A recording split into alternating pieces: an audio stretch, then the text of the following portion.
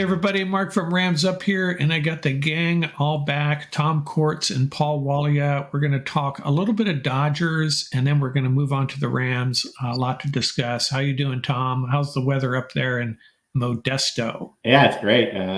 Great this time of year, and keep it staying cool, and it's all good though. Just it's kind of the down season here, getting a lot of stuff done, and then waiting for football to start. How about you, Paul? What's going on? Everything's beautiful out here on the East Coast. Weather is great. Beaches are open. Getting the barbecues ready for July 4th, and watching the Dodgers and keeping track of the Rams after OTAs. So a lot of exciting stuff going on. Do either of you have plans to make it down to Irvine this year? I know it's a long haul for you, Paul, but I remember I think it was last year, you were planning a trip to LA. Yeah, we pretty much come out there every year, so I would love to do that again. I was there. I've been there 3 times, actually, for the Rams training camp. How about you, Paul? How about you, Tom? It's a bit of a drive, but yeah, I don't have plans, but my daughter's down there in Irvine area now, and so I could make a kind of a double trip. Yeah, you can tell her you're coming out for a visit, and then just pop in for dinner, and the rest of it is a Rams vacation. That's right. Okay, hey, let's get this kicked off with a little bit about the Dodgers. And, my original question a few days ago was, what's up with the Dodgers? And then they run off the wins against the Angels and 2 against the Astros. That game yesterday was crazy. So, they still have some issues. I'm going to defer to Paul on a lot of this. I think a lot of it has to do with injuries, especially to the pitching staff, but we're kind of spoiled with the Dodgers, right? It's not like they're still winning at a close to 550 clip, I think, overall, and they get healthy with the pitching staff, they may be okay. What are your thoughts on the Dodgers, Paul? Yeah, absolutely. So the name of the game for this season so far has been the injuries. The one which I think really hurt the most was Dustin May. Yeah, I think I speak for all Dodger fans. We were excited to see Big Red back up there, and then he went out. And I think it's unfortunate too, because I think it's a lot worse than they're letting on. But the silver lining is they're only a couple games back. They're in 3rd place officially. But the youngsters are getting a chance to play. That's been one sore point. I think I'm not a big Dave Roberts fan. I think the whole country knows that.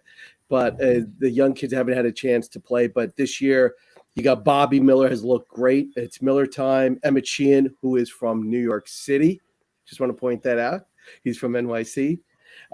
He looked great in that one start. Miggy Vargas holding it down at second base. They just have to be patient with him. Michael Bush has looked really good. I've been impressed with Michael Bush. He's played all over the infield, really had some clutch at bats. And Captain Caveman, Outman, he's been great. So, I give credit to the Dodgers, letting him get some looks against lefties. And he's really come up big, plays a fantastic center field.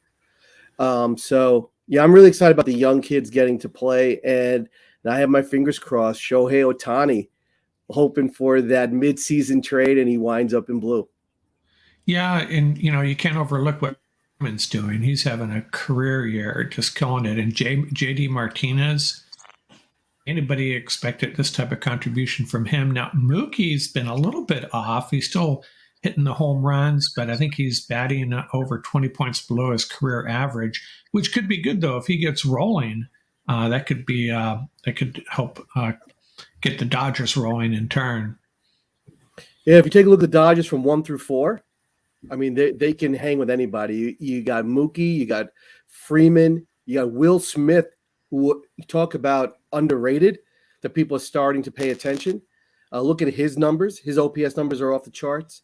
And then you got JD Martinez. If he continues to hit the way he has as your cleanup hitter. I mean, that's a solid 1 to 4. Martinez has always been clutch throughout his career. That's a solid 1 through 4. For the Dodgers, developing the bottom part of that lineup, that's going to be the key. Yeah, I've been eyeing the standings over the first part of the season, and the one thing in their favor was the Giants were really struggling, and now they've bounced back big time. NL West is tough. I mean, take away the Rockies, everybody's, the Padres, I'm not counting them out yet. They have a really strong roster. Obviously, things not going their way, but the Diamondbacks, Giants, Dodgers, it's going to be extremely entertaining the second half of the season. That's for sure.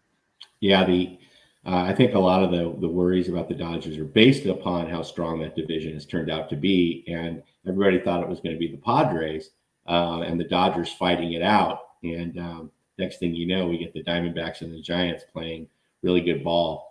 And credit to those organizations for what they've done. But if you do, they're 10 games over 500. If you look at the kind of the wild card situation, it looks like the NL West could easily send 3 teams through, and claim the wild card spot. So it'll be interesting to see. Okay. Any last words on the Dodgers? Paul, you're obviously hoping for a big trade for Ohtani. Do you think that would involve giving up just a bunch of prospects?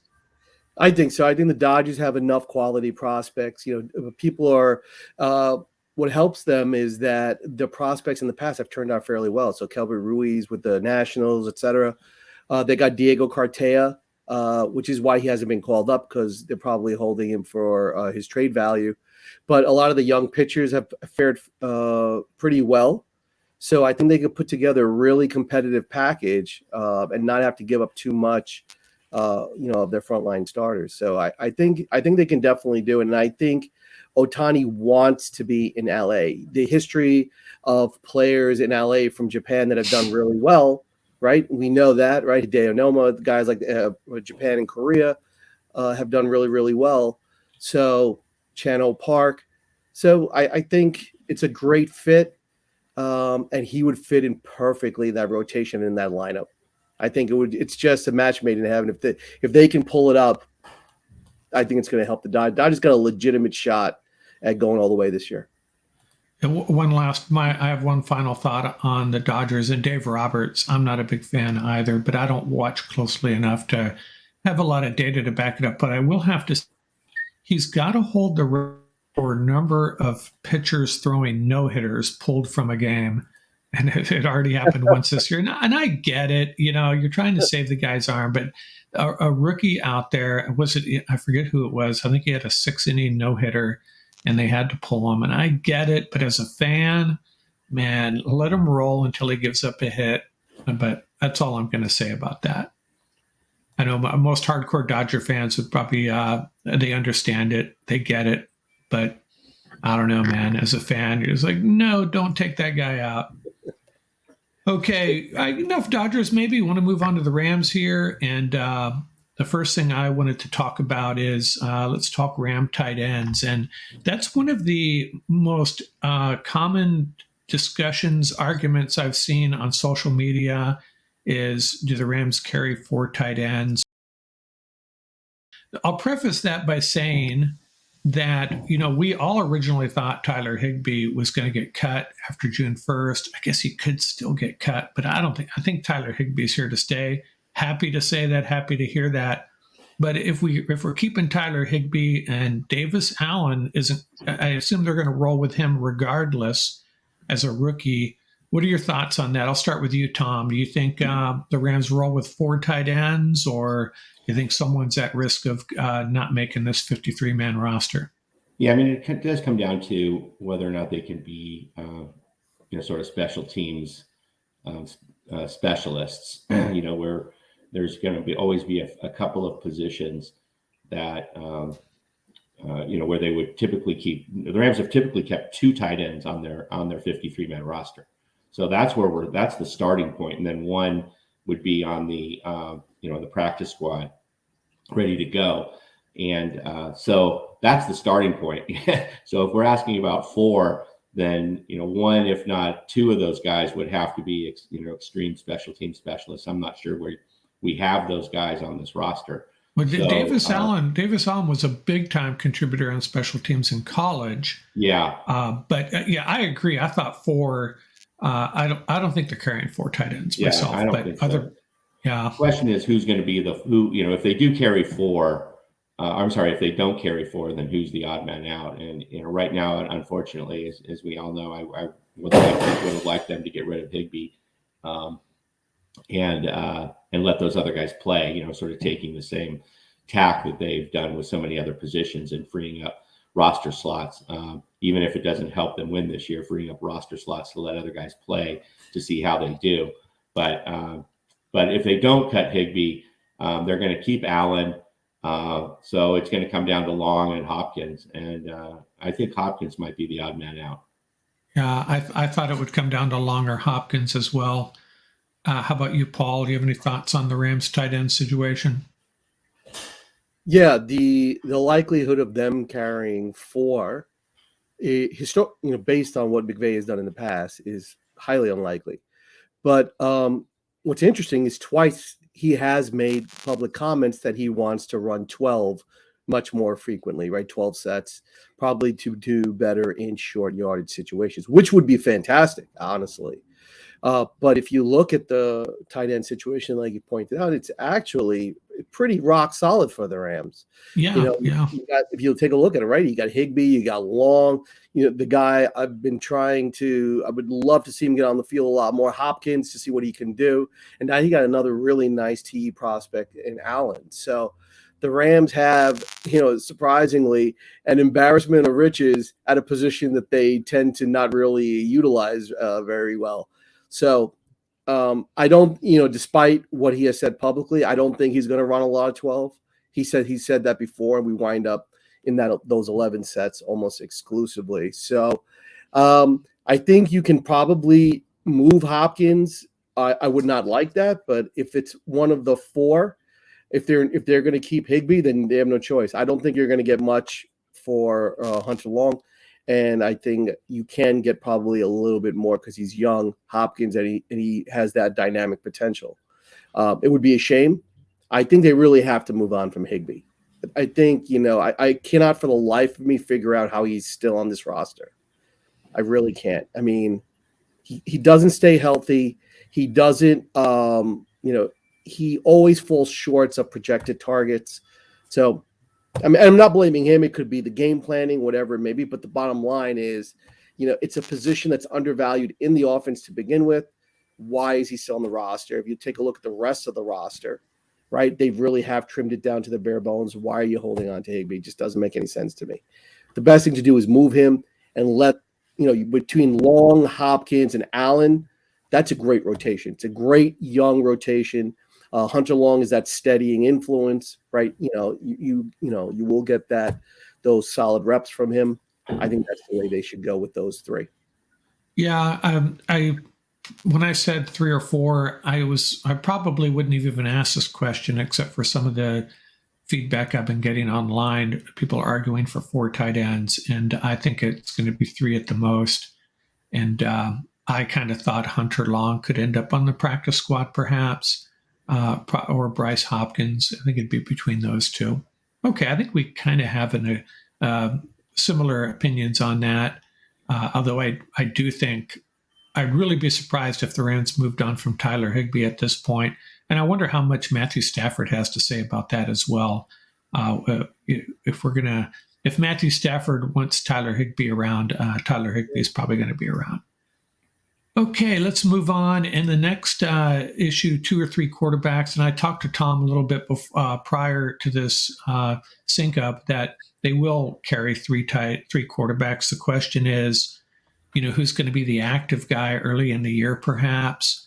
How do you feel about that, Tom? You have pretty good insight on how the Rams manage their roster. You got a rookie, and then, Brett Ripien. I think he's played in 8 NFL games, so it's not like he's a seasoned veteran either. But I'm not sure Stetson Bennett would be a viable backup day one. Maybe, that remains to be seen. Yeah, I think they'll carry 3. They've carried 3 in the past, even before the new rule. Which, just to summarize for people, there is surprisingly still a lot of lack of understanding of this rule, but essentially it's saying that you can activate right now. You can activate 48 players for game day, and what they're saying is you can activate essentially a 49th, as long as it's a third quarterback. The third quarterback can only play if the other two quarterbacks are not able to play. And so, they've been ruled out for injury, or they've been ruled out for concussion and stuff like that. Sorry, I have a dog here. If his name wasn't Cooper Cup, or Cooper anyways. How about you, Paul? They're clearly going to keep all three of those. I guess maybe a better question would be, are they going to bring in someone else? And I know they got another younger guy on the roster as well. But this morning, 5 a.m. You mean you weren't aware of all of the explosion on Twitter and all the other social media about what was it? Kirk Cousins coming to the Rams. Oh, geez. Those, I did a little bit on my sports pet peeves about these guys, these random writers. It would almost be like me if I had an audience on the internet and I'd say, hey, you know what? The Rams should trade Aaron Donald for yada, yada, yada. And the next thing you know, it's getting blown up as a rumor, as a proposal, as a serious possibility. And the whole Kirk Cousins thing, it's like, it's just someone guessing that would be a viable option. But yeah, it's intriguing. Kind of a player that we need, right? The same age as Stafford. I think he might even be a few months older.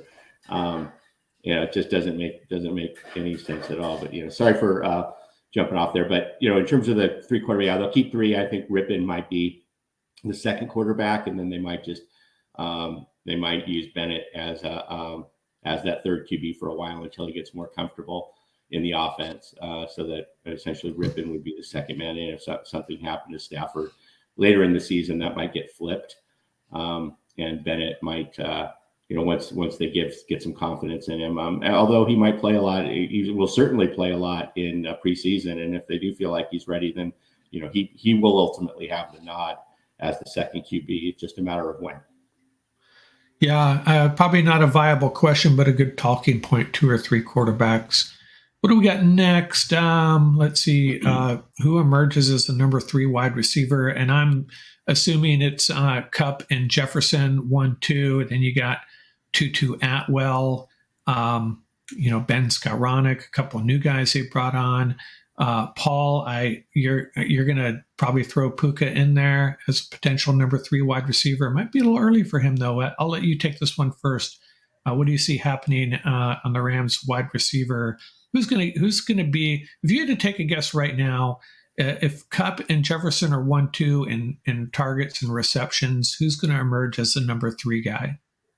I got to tell you, honestly, I don't have an answer for that one, because when you look at it, I don't see a front runner. I really don't. It's very even across the board. The good news is that, Ben Sko got held out the last 2 days of OTAs, which means that there was a lot being written that he might get released. But that shows you that they definitely are interested in keeping him around, which is great, because I think he's a solid player. Is he ready to step up and be the number 3 wide receiver? Does he have the offensive skill set? Has it developed to that point? That's a big question. So I don't think so. So we'll see about that. Tutu Atwell, just saying the name, it causes me great agita. So I would, I'm going to get you a Tutu. I'm going to send you a Tutu Atwell jersey. So I think they definitely want to get him into the mix. I really do. I think the number 3 and the number 4 slots, I think you're going to have like a rotational sort of scenario, and you'll see whoever steps forward, unless I don't really think they're going to bring in another veteran. I was hoping they would. When you look at the market, they do have Robinson on the roster. I don't know if they'll work him in at number 3, sort of like like a quasi Robert Woods role, but I doubt that. So I don't know. I think number 3 is wide open. But I think on a rotational aspect, they have enough talent there. They can get some quality production. But I definitely think they're going to try to get Tutu Atwell reps early on. And we'll see how it develops. I would love to see Puka by mid-season getting a lot of reps out there, whether it's at the number 3 or at the number 4, because I think he's just bursting at the seams with talent. I think he's going to be a very solid NFL player. Yeah, and I think I have a question later on about Tyler Johnson and Demarcus Robinson, so I'll save my comments on that.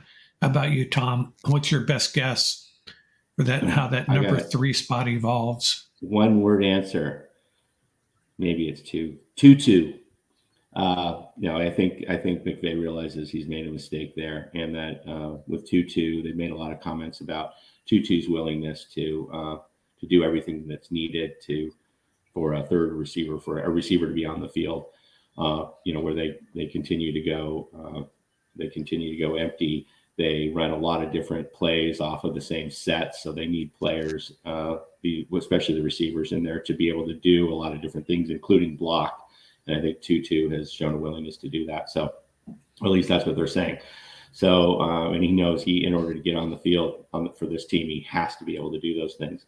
So I feel like he adds he's not going to block like Sko can block, obviously, but he certainly adds a whole nother dimension and opens up the playbook for McVay. And I think that's what they're really wanting to do. And so I'm going to go with 2-2.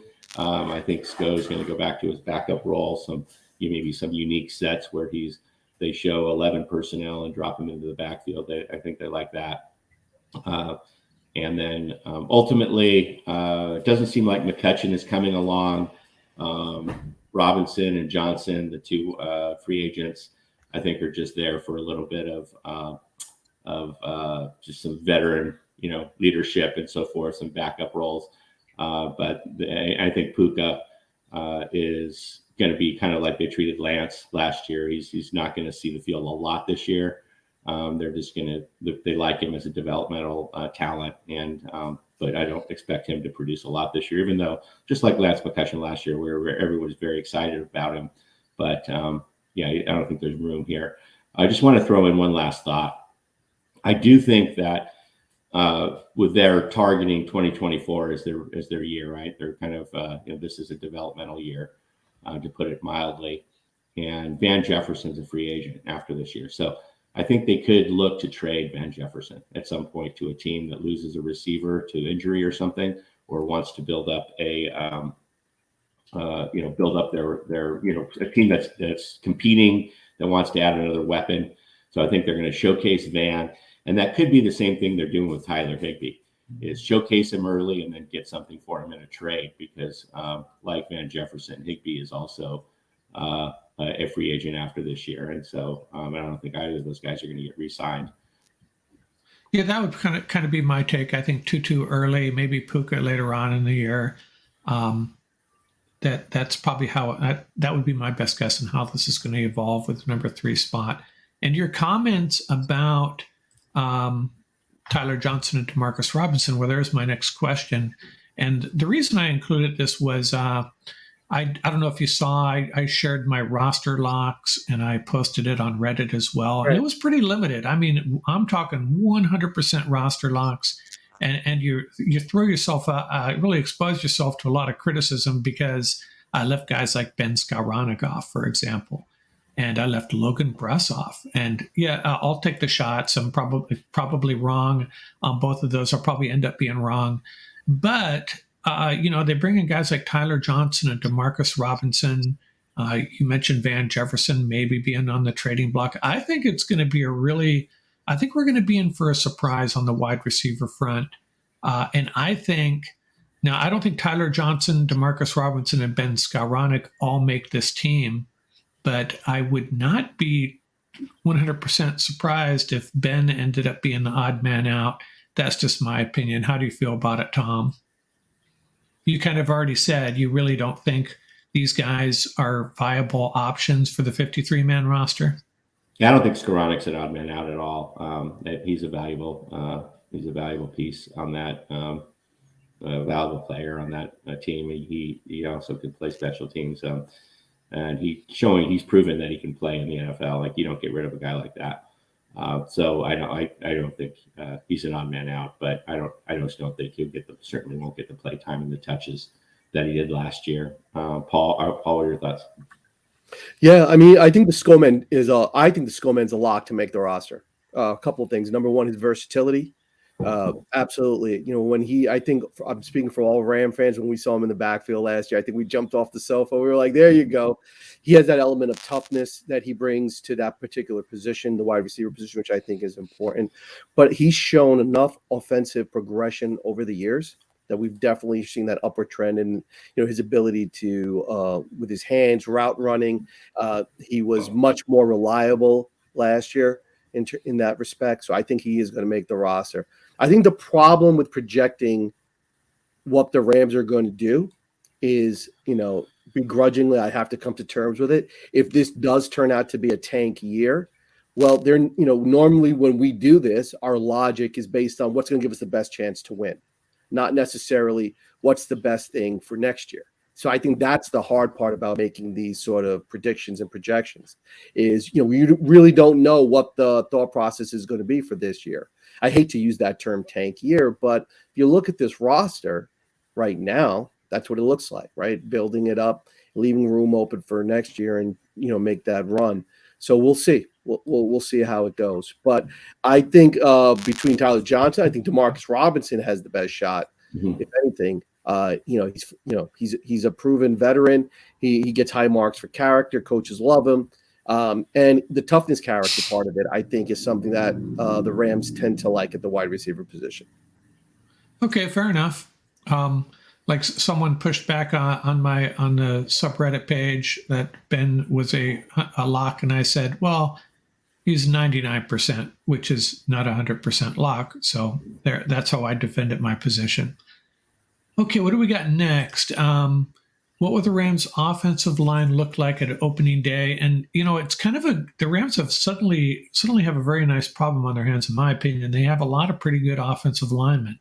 I don't know if they have any great offensive linemen, but I'll go ahead and take my first shot at this. I'm going back and forth on the left tackle spot, but I think they're going to give Joseph Noteboom the first run at it. Left guard will be Avila, center Brian Allen, right guard Coleman Shelton, and right tackle Rob Havenstein. And the guys I'm leaving out are got Logan Bruss, obviously, and Alaric Jackson. I think both have a reasonable shot at maybe putting a dent, maybe stealing a starting spot.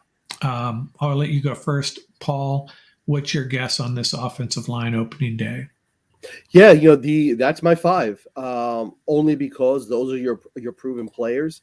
I think Avila, they're going to give him every chance to win that guard position. The only thing that probably in the thought process is Coleman being such a quality center. Is that do you let him stay healthy as your backup center slot in case you need him, and let Logan Bruss step forward and try to win that right guard slot?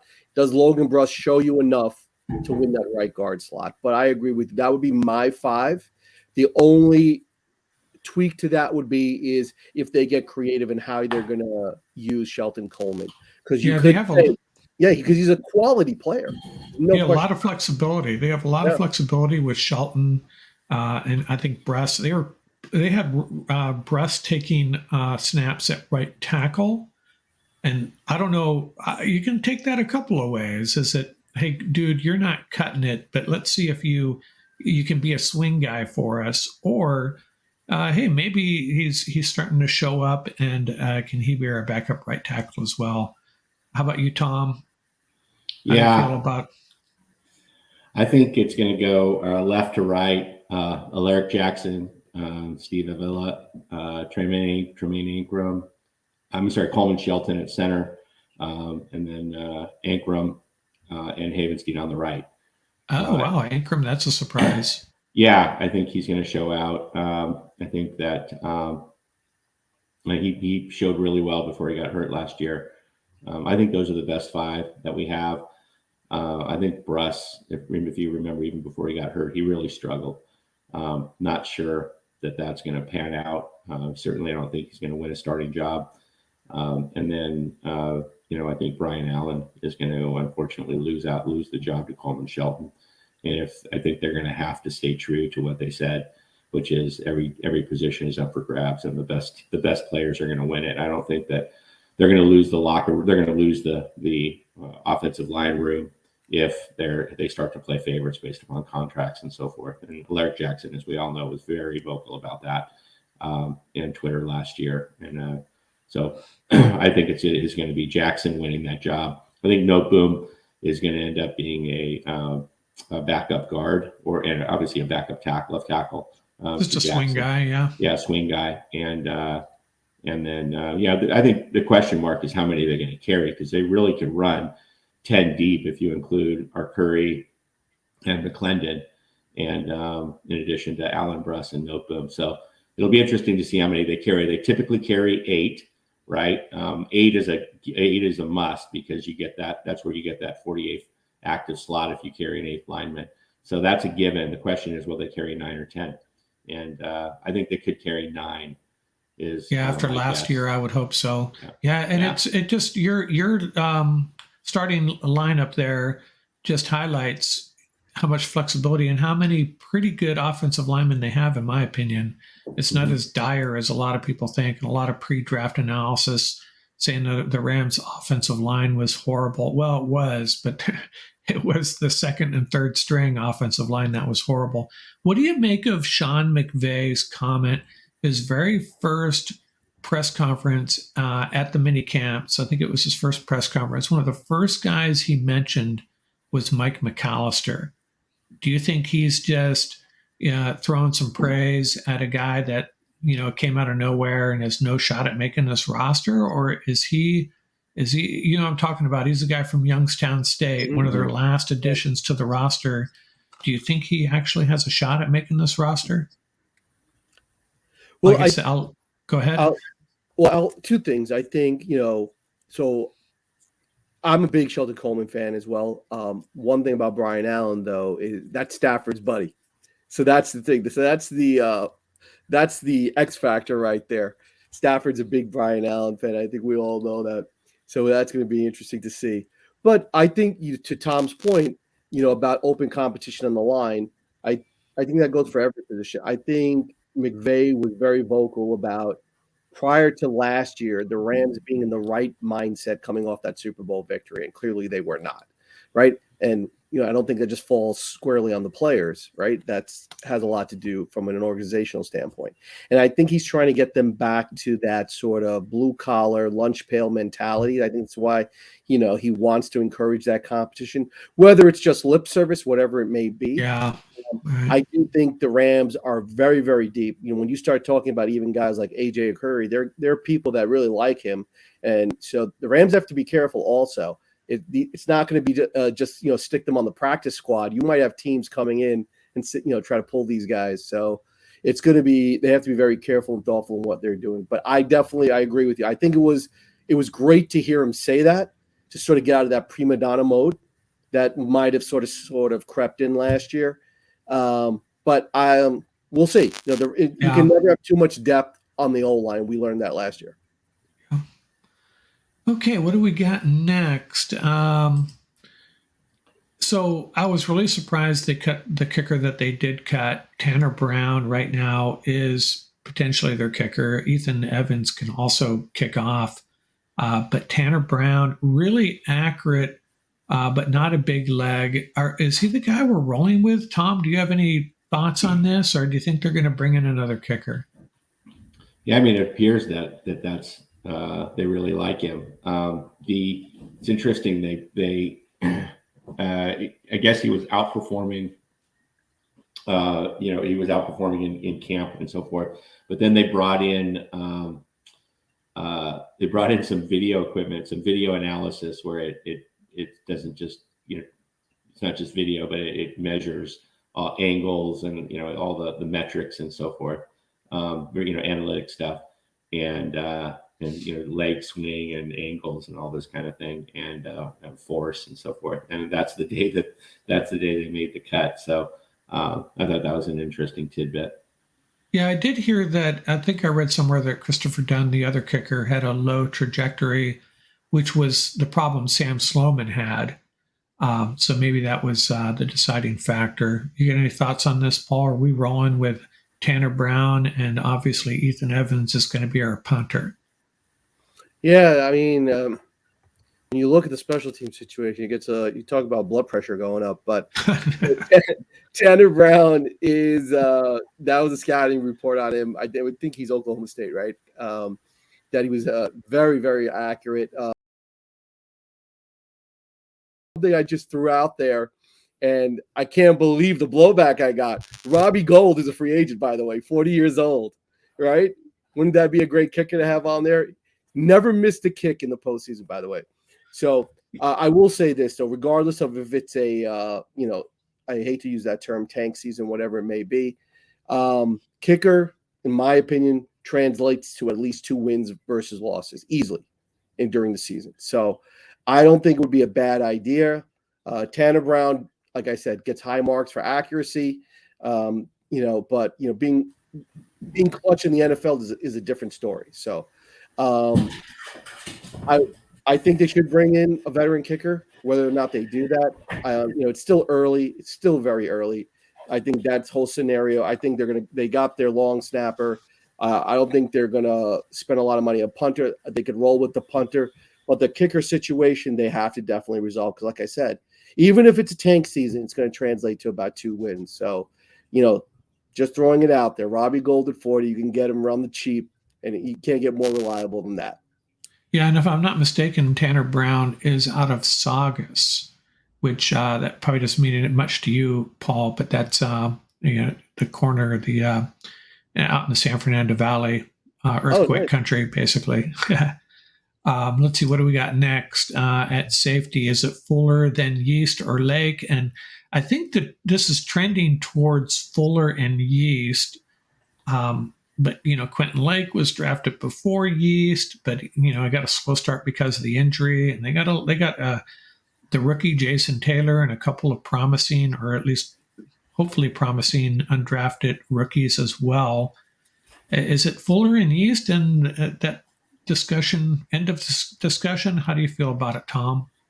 Yeah, I think that Yeast is probably it's going to be Fuller for sure, and then I do think it's going to be Yeast, but it'll be Lake right there. They'll both get lots of snaps, I think, unlike in the past when the Rams haven't really rotated the safeties. I think they're going to see a lot of players out there. This is especially on the defense. It's a very, very much of a developmental or tryout year, evaluation year, and so we're going to see a lot of rotations and a lot of different combinations.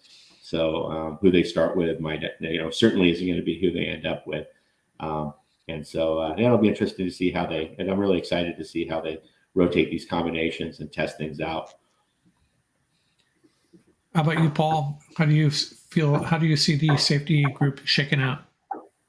Well, if we thought the Rams forums last year when they were screaming about D-backs playing 10 yards off the ball, if you look at the names we're throwing out right now, and if you look at the cornerback situation, they're going to be playing 10 yards off the ball this year too. It's going to be a lot of don't get beat deep, a lot of that zone that a lot of people lose their mind over. But the situation, fingers crossed that Fuller comes back to, full potential. Him making the calls back there, I don't think that's such a bad idea. Look, they're going to play a lot of the young kids to see what happens.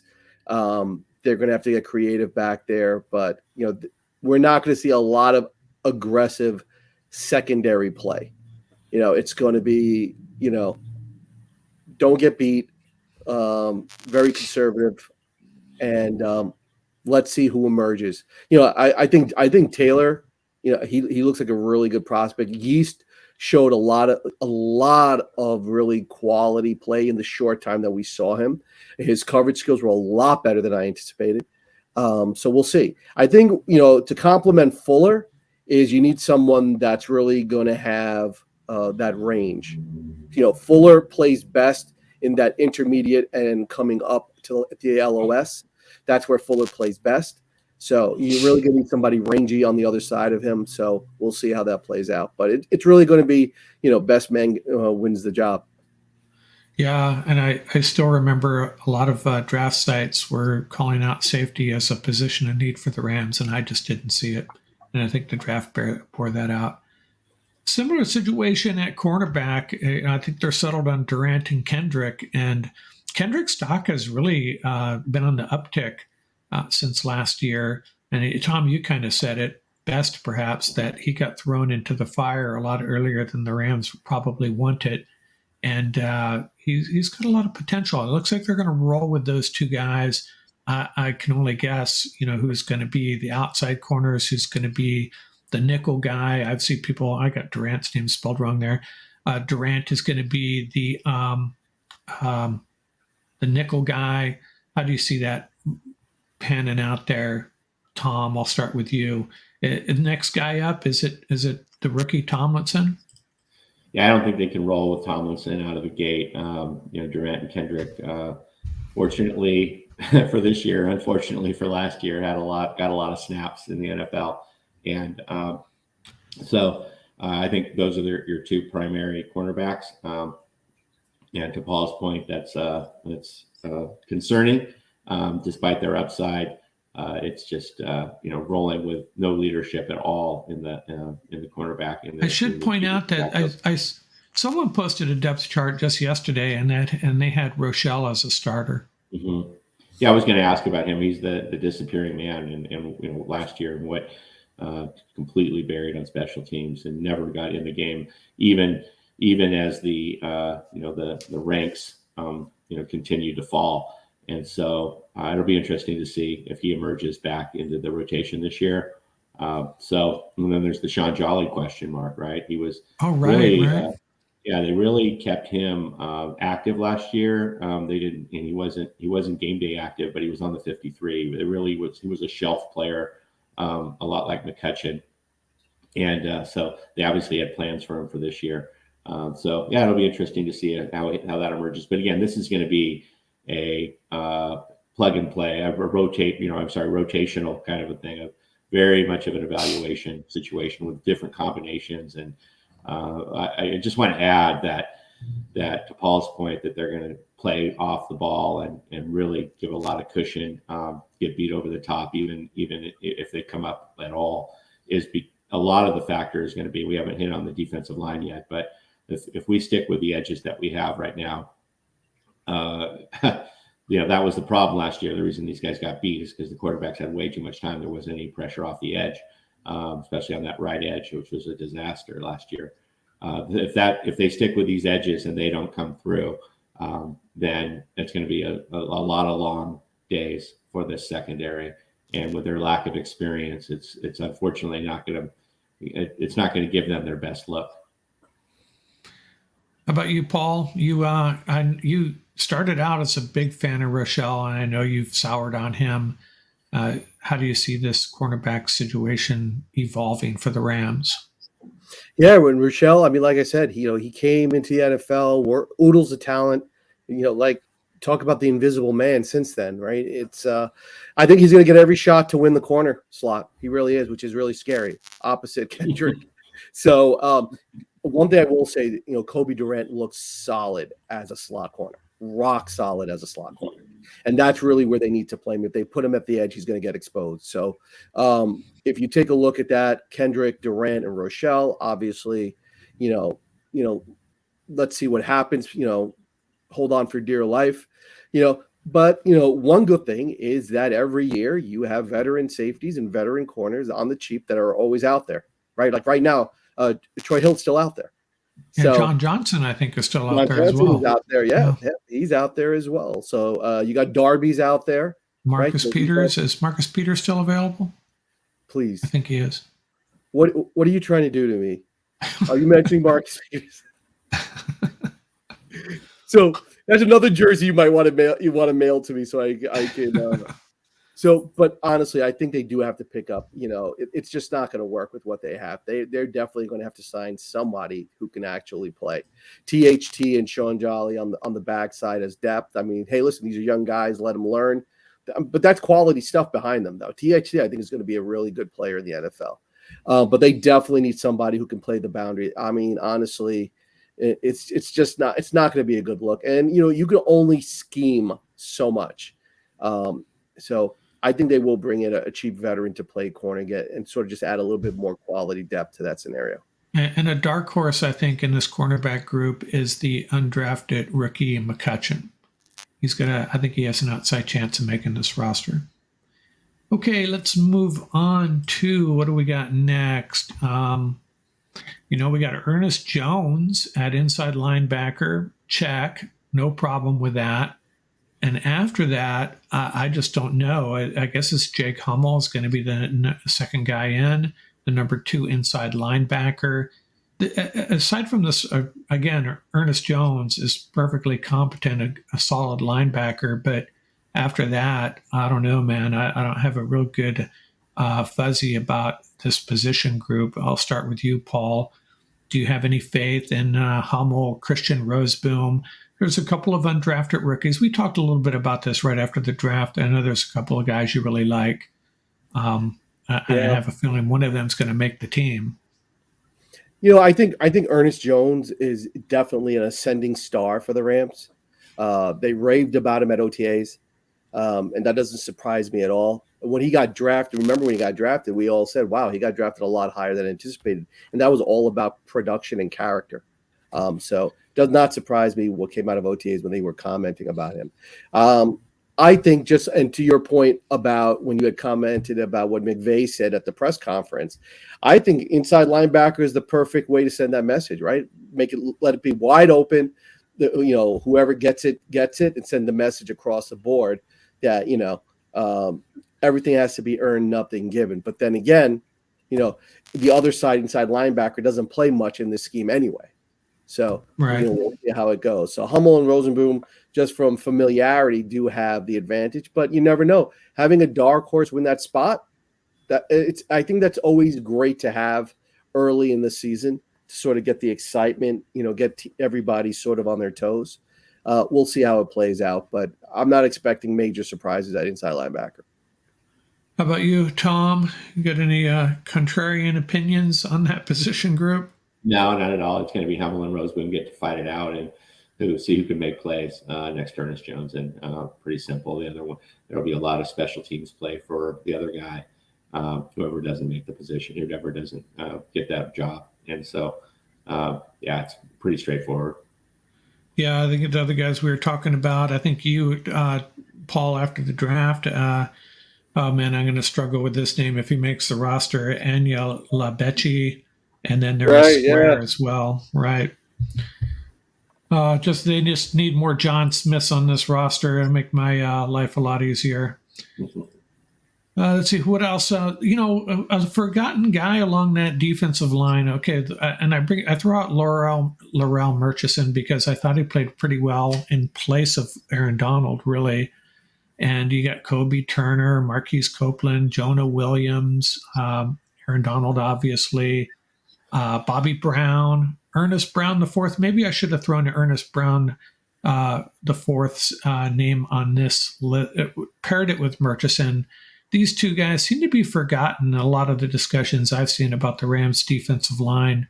How do you feel about that? Are these guys going to be Ernest Brown? I just don't know what to make of him. And Murchison, I'm not sure why people are kind of they're just not talking about him. Yeah, I think that it's good. This is another open competition. It's Aaron Donald and obviously, Copeland has the most experience. But we need Bobby Brown to show up on that, in that nose position. Kobe Turner is obviously turning heads. Jonah Williams. So I think they're going to have. It's going to be another open competition. We're going to see who can play, who can put pressure. The same thing on the edge, and it's it's going to be another evaluation position, and I'm so looking forward to it. I think Deshaun Johnson will end up playing along that front as well. Yeah.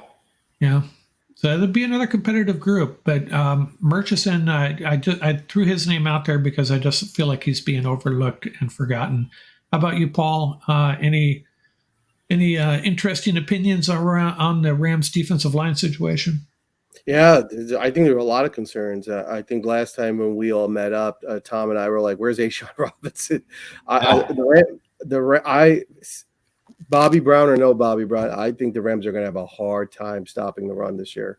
If you look at that front, that does not look like an NFL ready front to stop the run.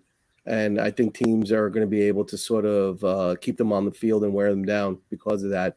So they definitely, unless someone really emerges as a major player, that's going to be a major weakness is run defense this year. So I really like Bobby Brown's potential, but to be able to do it for an entire NFL season, that's why certain guys stay in the NFL. They don't have a career sack, but they've been in the NFL for 15 years. You know why? Because they stop the run and they're able to plug two gaps. So guys like that. So there's some names that are out there. Linval Joseph is out there, guys that can do that. So we'll see whether or not they're going to spend the money and do that. Well, that's a different story altogether. It's hard to project if they're going to just see like we want to see what we have and trial by fire, or do you do it to try to win ball games? So no way to really know. So this offseason is very different because like last year, we're coming off the Super Bowl. We don't want anybody getting hurt in the offseason. We know who our starters are. It's the exact opposite this year, right?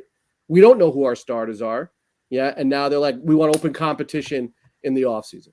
So it's a complete turnaround. So it's going to be interesting to watch. Yeah, it sounds like, based on what both of you are saying, Bobby Brown really better step up or this unit could be in big trouble.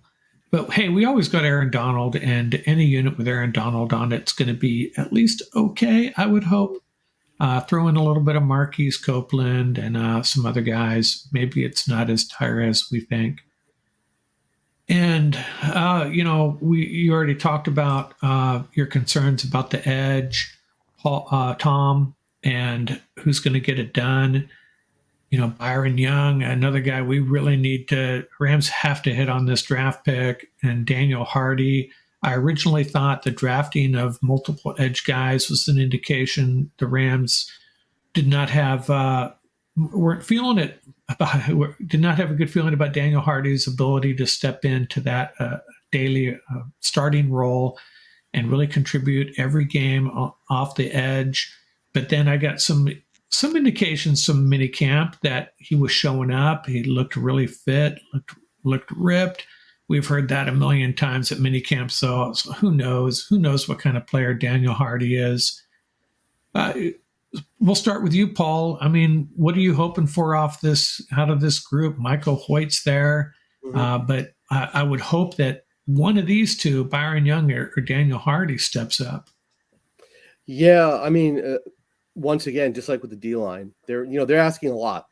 Hoyt is definitely a player. There's no question about it. Trying to find who's going to hold down the other side, that's the big question. They are really, really going to miss Floyd.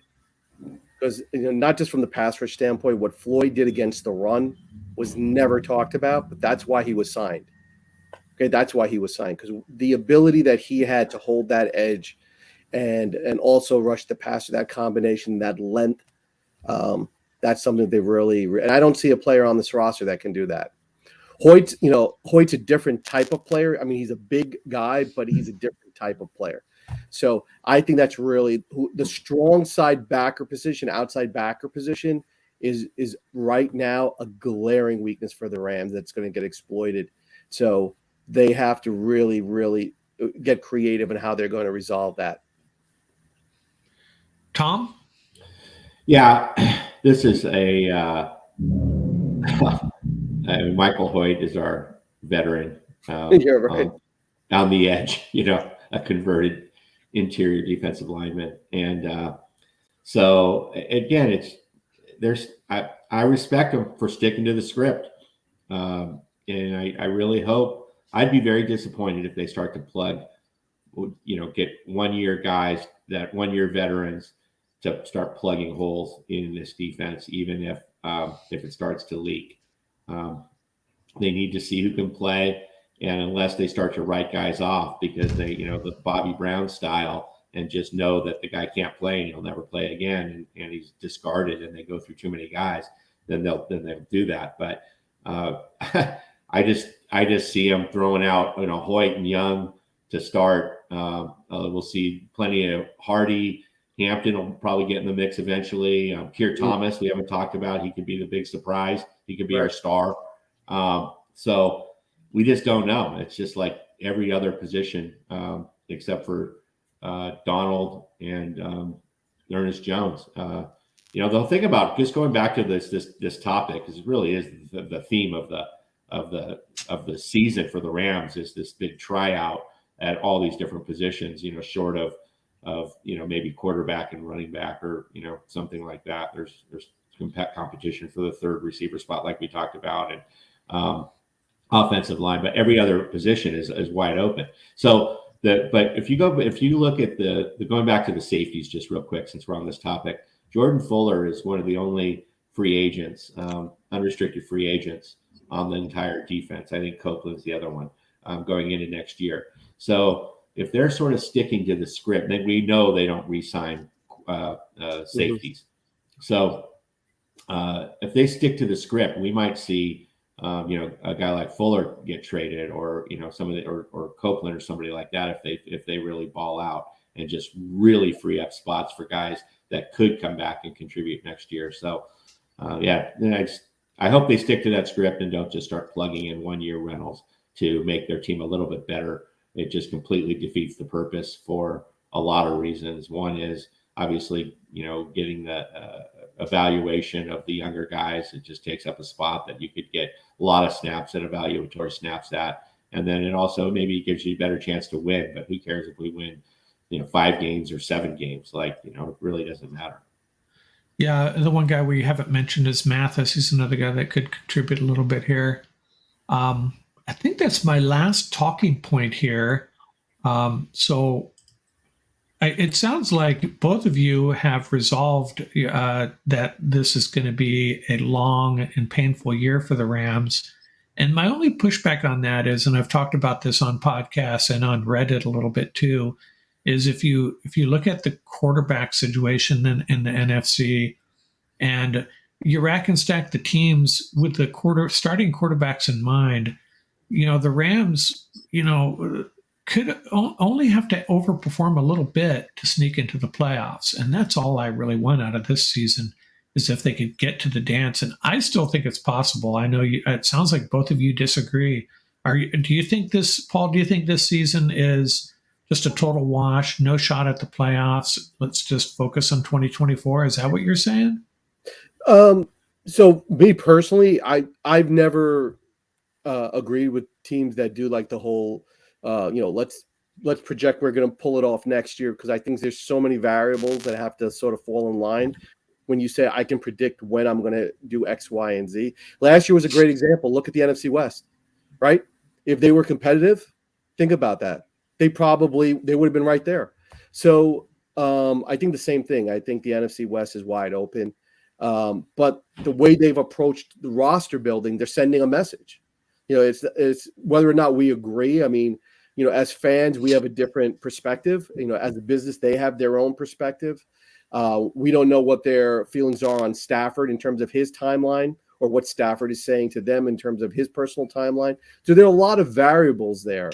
The one thing I will say is that they have to be careful, because we saw it. It's sort of odd because we saw it last year. They didn't keep Stafford healthy. They're very lucky Stafford didn't have like a career-ending injury last year, right? We were very, very lucky. So, they say sometimes one thing and then we see something else play out on the field. So right now, the message that I'm receiving as a fan is that, they are open competition. They want to see what they have. They're going to let the kids play, see who emerges. And when they won in 21, if you look at that roster, there were a lot of unsung heroes on that roster. Think about that. So, I mean, to them, and I just want to throw this out, the signing of Sony Michel. Come on. 1 year too late. All of last year. Come on, guys. What happened last year? We needed that guy. So I'm glad he's back on the roster. I think that was a great signing for the Rams.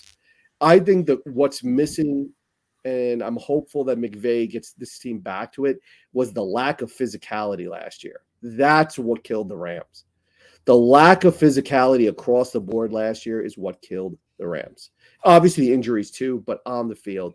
So I'm hopeful that, regardless of what happens, if they can establish solid fundamental play with physicality. Look, they've always been a strategic sort of situational defense. That's always been the thing with Raheem Morris. That's his game.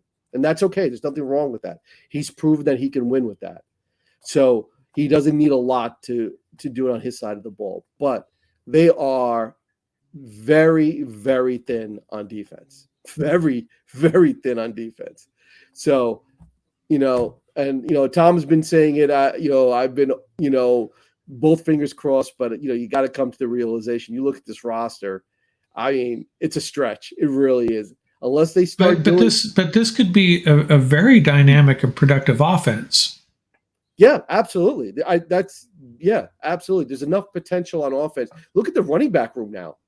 Right. It was almost laughable when we first met. What was it, a month and a half ago? But look at it now. On paper, anyway. On paper, it looks strong, right? It looks strong, right? So you have a lot of scenarios where on offense, I think most Ram fans are very comfortable. On defense, though, that's when we, start having the heart palpitations, because that's going to be interesting. But you never know. Fun. Yeah, and you know what could happen? Who knows, Tom, right? Mid-season, the Rams are sitting pretty. Some of the NFC West teams are struggling. They might say, all right, let's go grab 2 or 3 guys and make a run at this. Who knows? Yeah. You never know.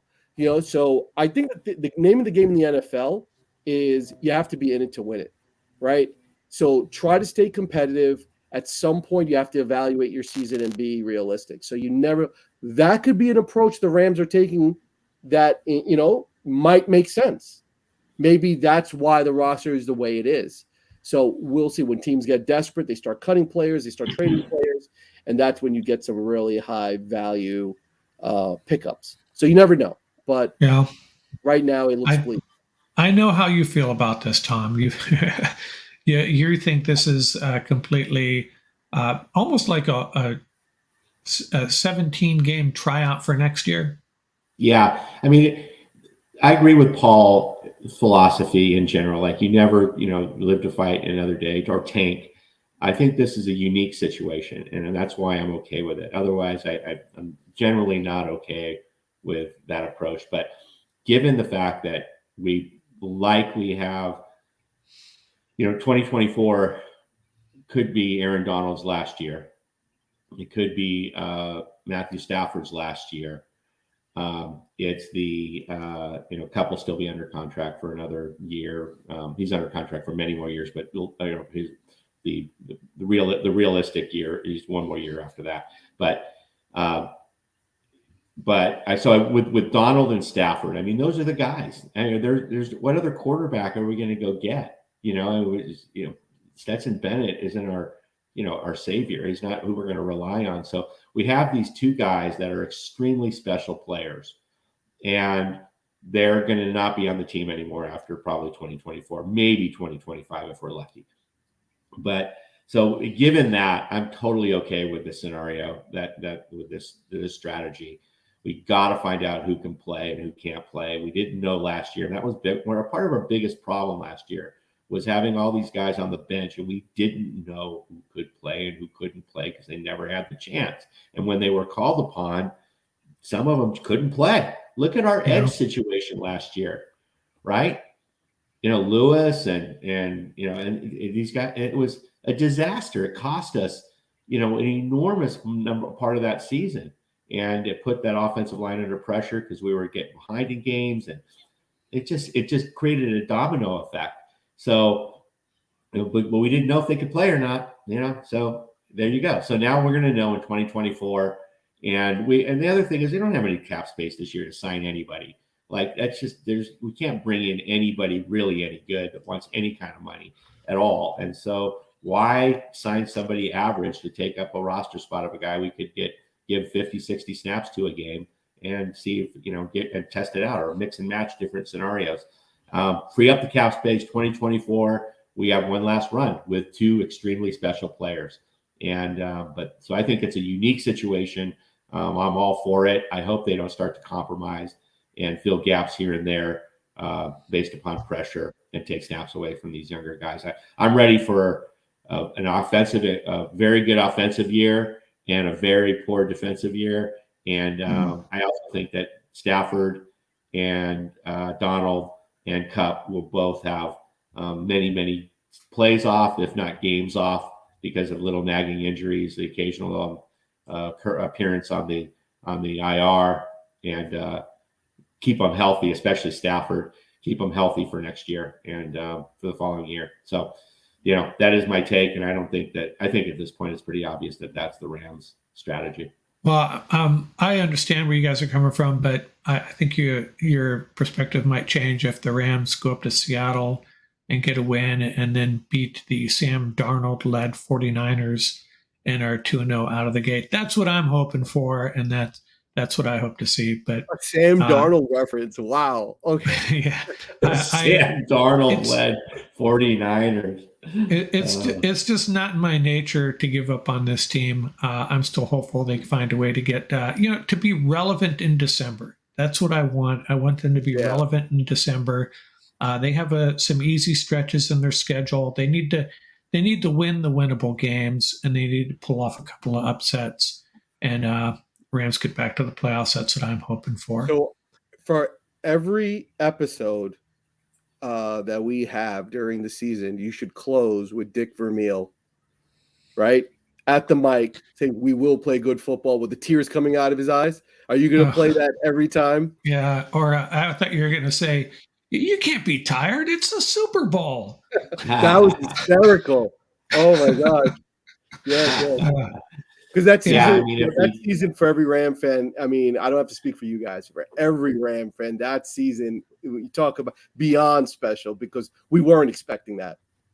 Yeah, someone threw out, I don't know where it was, which Super Bowl was more special. And to me, it was the 99 Super Bowl without a doubt, because I still remember, those first 2 or 3 games, it was like, did we just score 48 points again?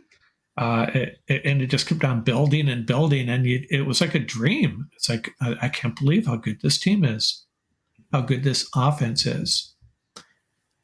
Okay, any final thoughts, Tom? Anything you want to close with? You kind of wrapped it up for us already, how you feel. Anything you think we missed that you wanted to talk about? No, I just think I'm super excited about the year. It's going to be a very different football season, I think, not only for the Rams, but for, quite frankly, almost any team.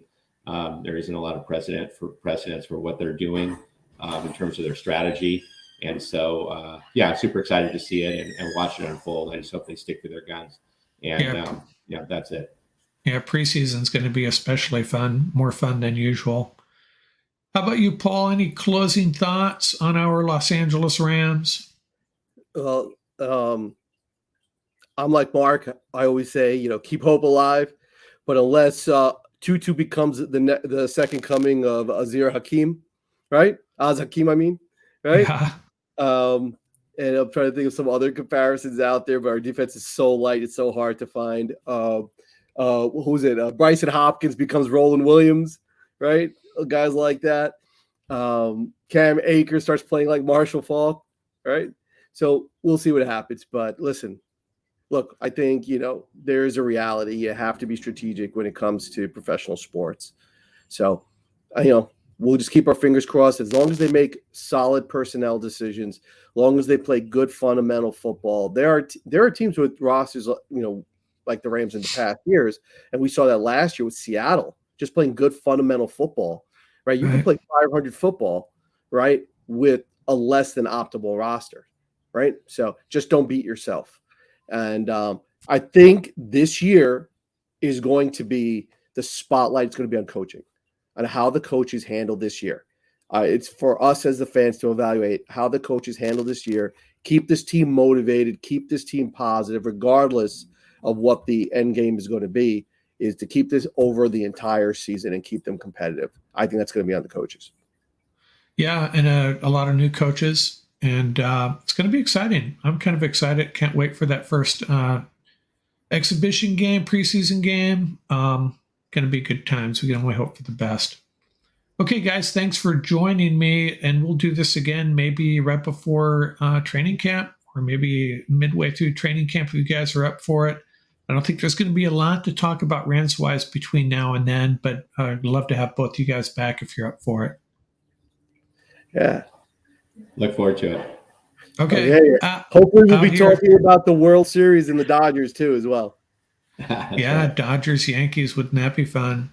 That'd be fantastic. Okay, guys. Thanks a lot. Out here. Right, Rams up.